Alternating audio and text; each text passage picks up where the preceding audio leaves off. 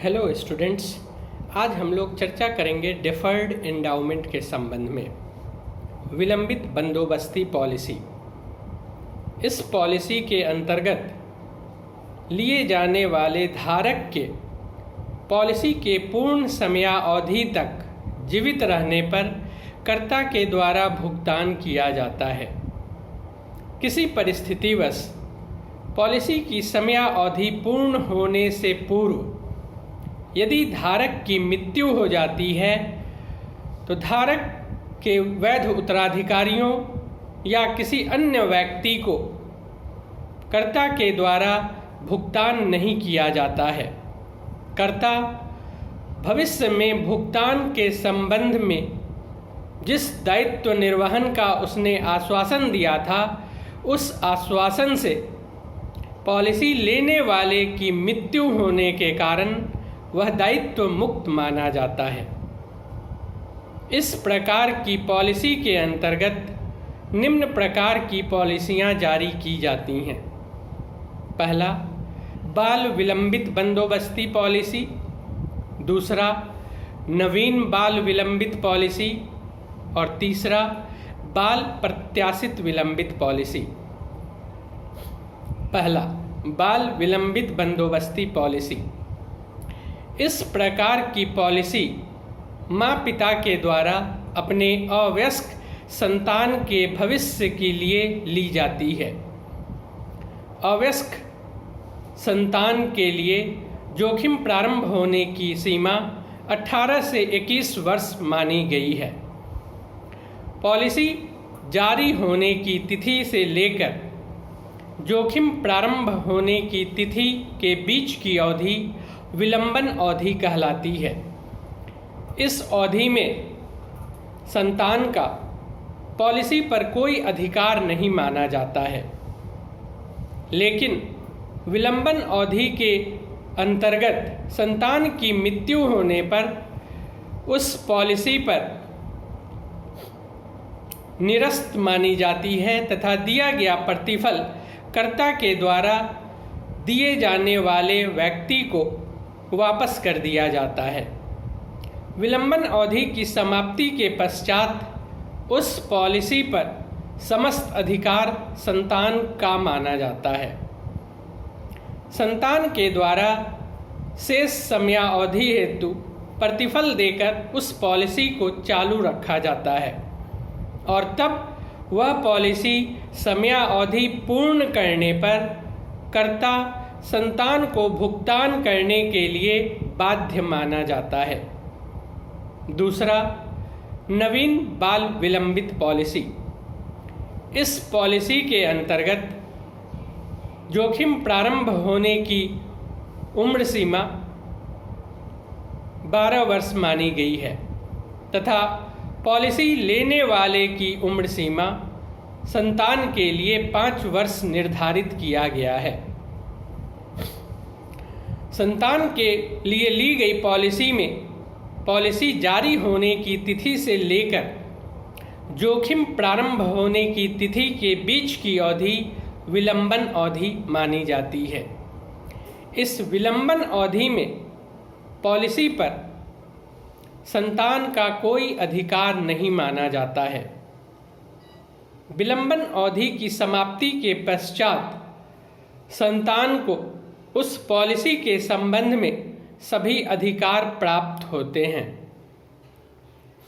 किसी परिस्थितिवश संतान की मृत्यु यदि विलंबन अवधि में हो जाती है तो वह पॉलिसी निरस्त मानी जाती है तथा दिया गया प्रतिफल कर्ता द्वारा देने वाले व्यक्ति को वापस कर दिया जाता है।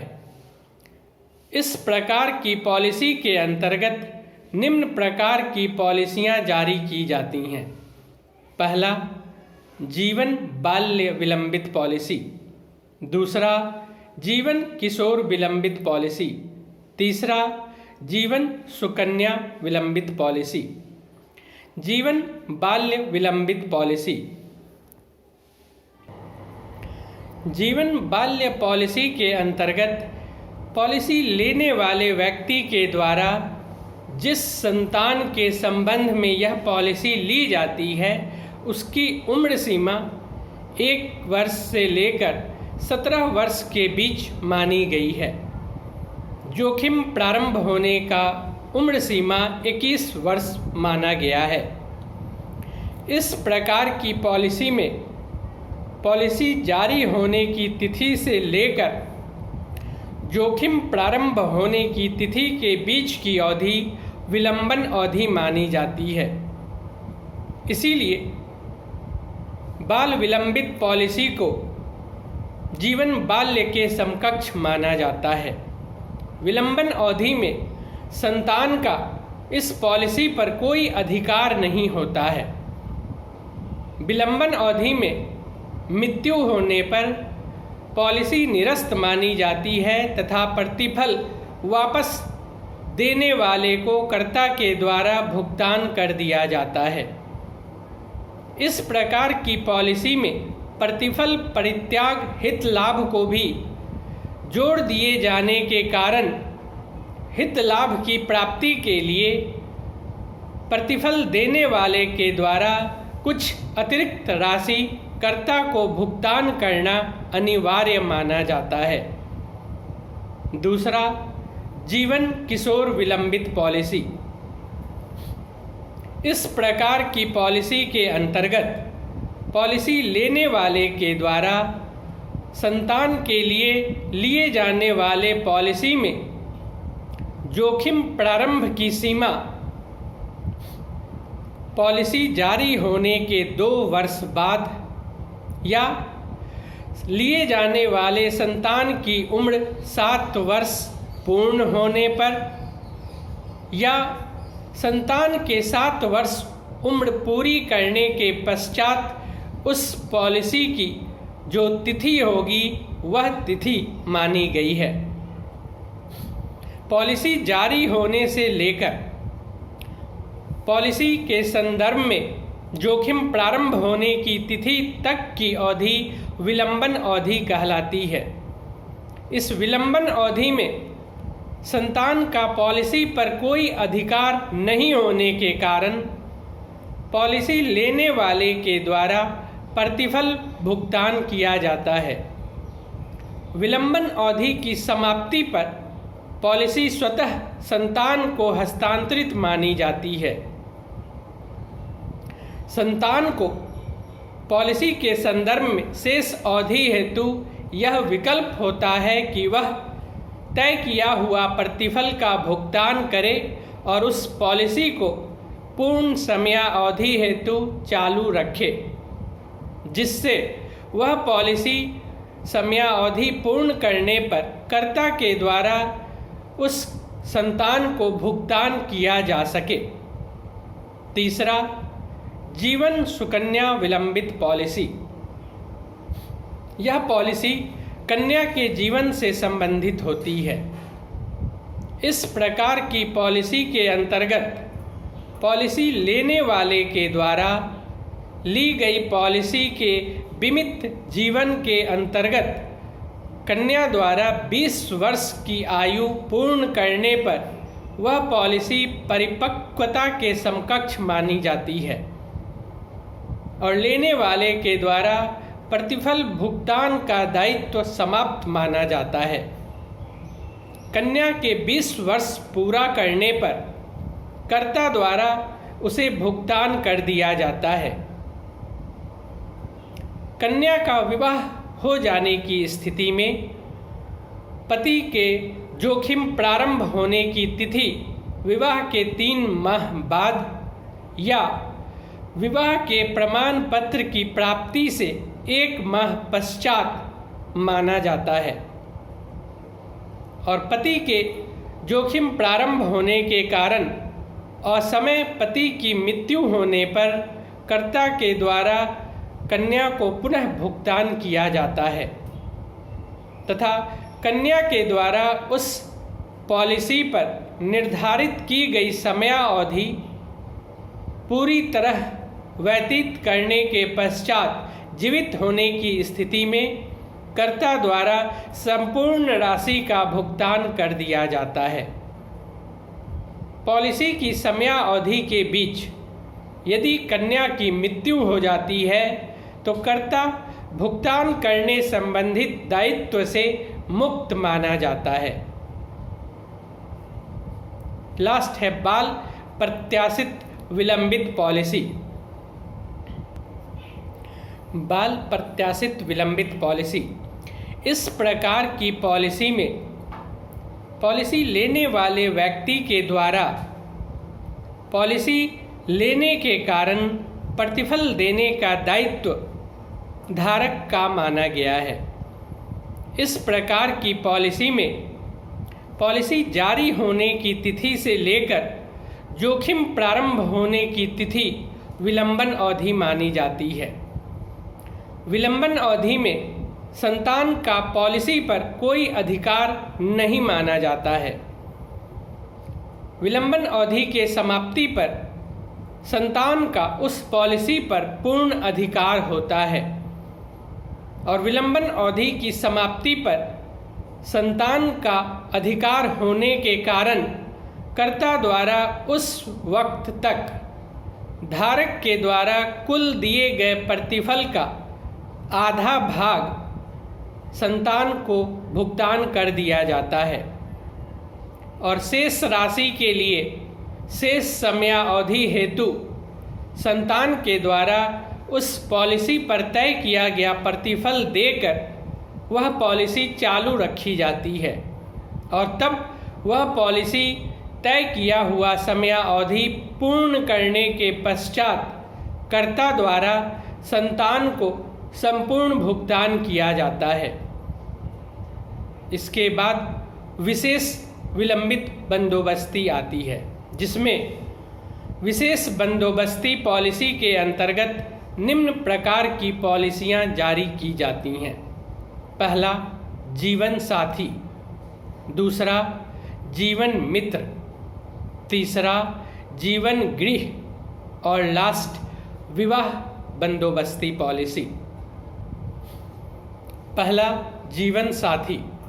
जैसा कि नाम से स्पष्ट है, यह पॉलिसी पति पत्नी के संयुक्त जीवन पर आधारित होती है। दोनों के द्वारा मिलकर यह पॉलिसी ली जाती है। पॉलिसी की समयावधि पूर्ण होने पर दोनों के जीवित होने की स्थिति में संयुक्त रूप से दोनों को कर्ता के द्वारा भुगतान किया जाता है। पॉलिसी की समयावधि से पूर्व किसी एक की भी मृत्यु होने पर दूसरे जीवित व्यक्ति को कर्ता द्वारा भुगतान किया जाता है तथा दूसरे जीवित व्यक्ति के द्वारा उस पॉलिसी की समयावधि पूर्ण करने पर कर्ता संपूर्ण राशि उस दूसरे व्यक्ति को देने हेतु बाध्य होता है। इस प्रकार किया गया एक व्यक्ति को 2 बार भुगतान दोहरा संरक्षण माना जाता है। दूसरा, जीवन मित्र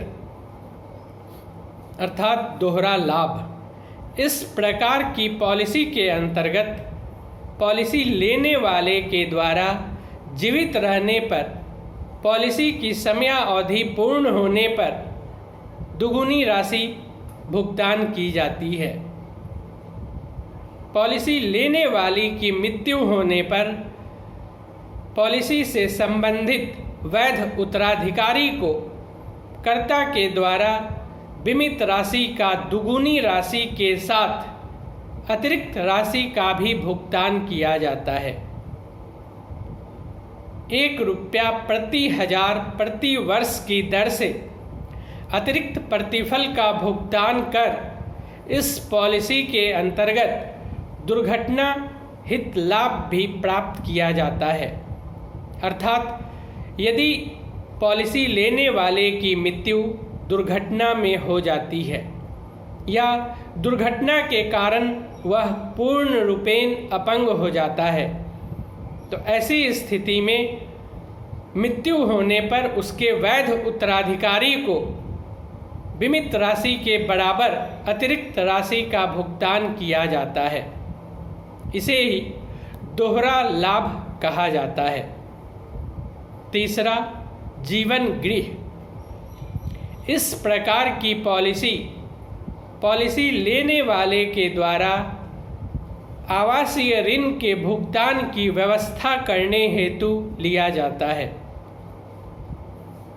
पॉलिसी लेने वाले के द्वारा पॉलिसी के संबंध में जीवित होने की स्थिति में कर्ता के द्वारा बीमित राशि का भुगतान किया जाता है, लेकिन पॉलिसी की समयावधि पूर्ण होने से पूर्व यदि धारक की मृत्यु हो जाती है तो उसके वैध उत्तराधिकारी को कर्ता के द्वारा बीमित राशि से दुगुनी राशि का भुगतान किया जाता है। और लास्ट, विवाहित बंदोबस्ती पॉलिसी। इस पॉलिसी के अंतर्गत कन्या के विवाह से संबंधित होने के कारण पॉलिसी की पूर्ण समयावधि व्यतीत होने पर उस पॉलिसी से संबंधित राशि का भुगतान कर्ता द्वारा किया जाता है।